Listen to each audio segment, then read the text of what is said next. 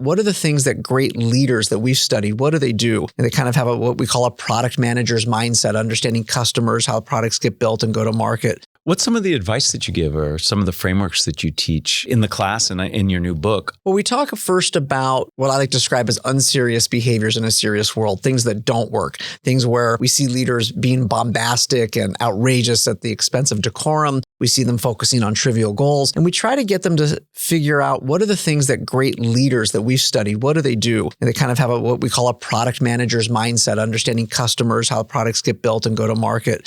We talk about living in dualities, understanding how do we understand internal and external, IQ and EQ, how do we understand innovation and operations.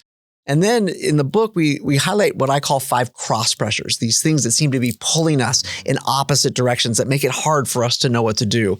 I look at setting priorities, innovation, and execution. People, how do we lead with both strength and empathy? Sphere of influence, how do we understand internal and external?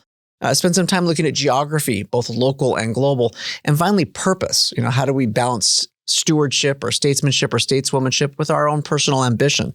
And we look at leaders that have visited us in the class and that we've been able to study, and how do they handle those cross pressures, and try to kind of lay out a path, a way of thinking, a framework that today's leaders, whether they're managing a team or a company, how can they follow and make that successful for them and their people?